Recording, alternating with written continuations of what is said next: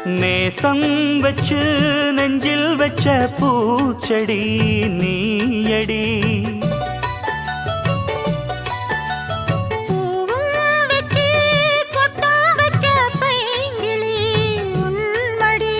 பாசம் வச்சு பாடும் பாட்டை கேளடி என் கண்மணி.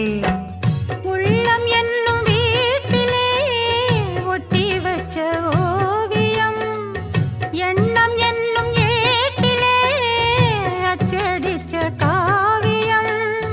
மனசுக்குள் கோயில் கட்டி மகராசி ஒன்ன வச்சு பொழுதானா பூச பண்ணி வாழுறேன்.